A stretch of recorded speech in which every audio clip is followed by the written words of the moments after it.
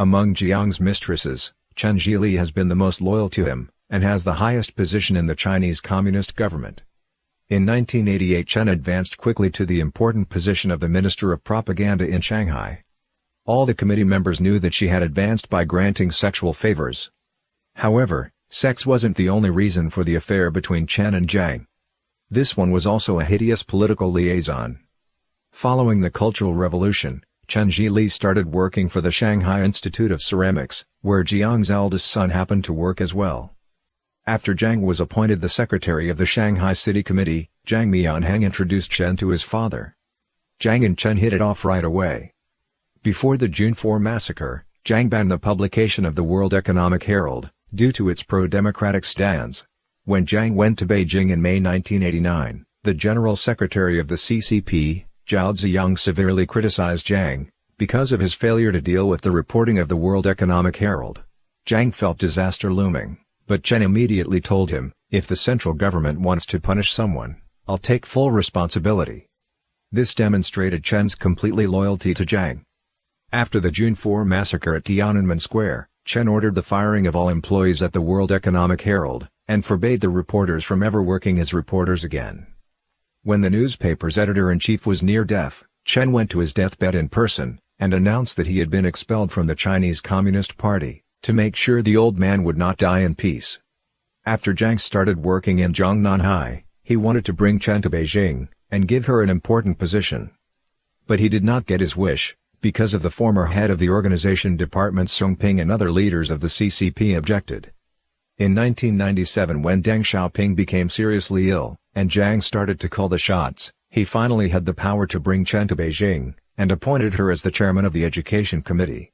In the first meeting of the Education Committee that Chen chaired, she was so eager to discredit the sex scandal, that she began her speech by saying that she was in a perfectly happy marriage, and perfectly in love with her husband. The committee members were dumbfounded by her extreme digression from the subject at hand. Her ploy backfired and made her indecent relation with Jiang all the more obvious.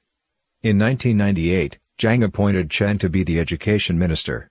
The presidents of several dozens of universities, including the most prestigious Tsinghua and Beijing universities, called Chen the Chinese rowing ambassador in Europe and America, because she had done nothing but traveled all around the world at the taxpayers' expense. Chen had repeatedly faced the dangers of impeachment. At one time, over 1,200 professors from more than 80 colleges and universities presented a joint letter to the Chinese central government urging reform the dangerously crippled education system right away. Finally, Chen left her post. But with Jiang's protection, she only moved higher, and became the state counselor at the state council in charge of the nation's and the military's education because that's what Jiang wanted. Of the 32 groups of the representatives, 27 strongly objected to having Chen as a state counselor. The field of education is supposed to be a pure land for developing future generations of Chinese citizens.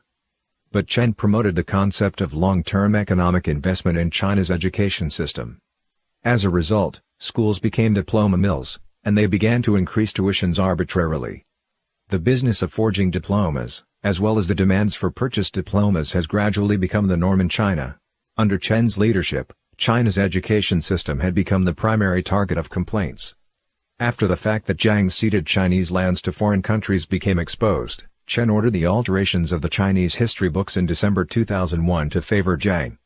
In the new version of history textbooks for high schools, Yue Fei and Wen Yanqiang from the Southern Song dynasty are no longer revered as patriots. But Li Hongzhang, the traitor, in Qing dynasty is revered as a patriot. Even in the face of fierce opposition, Chen inverted the fact and nature of right and wrong, in order to defend Jiang's treachery from public criticism. Politically, Chen used education as an important means to secure Jiang's regime. She started brainwashing Chinese students as early as elementary school. She ordered students in elementary schools and high schools to sign petitions supporting Jiang's policy of persecuting Falun Gong. In doing so, Chen spread lies and seeds of hatred in students' young minds. During the 7 years that Chen was the Minister of Education, she stopped at nothing to destroy China's already crippled education system, and poison the minds of China's youth. Because of her depraved education reforms, the quality of the education continued to fall, as did the morality of school teachers. The morality level at high schools and colleges had fallen to new lows, as having sex with prostitutes, gambling, and cheating on exams, had become very popular. Chen would run education like a manufacturing business, and promoted the selling of education as merchandise. The promise of 9 years of obligatory education had completely disappeared because of her. In addition, Chen increased the quota for each college, and raised the tuition rate in order to increase revenue. She also encourages college professors to do more money-generating research. As a result, the professors neglected their students' education, causing the quality of college graduates to deteriorate, and have difficulty finding a job. Jiang wanted to place people in his faction in the military to further secure his power. In 2003, he nominated Chen to be part of the Central Military Commission, and become involved in the national defense and military education. However, the plan was discarded because of the large disparity of opinions.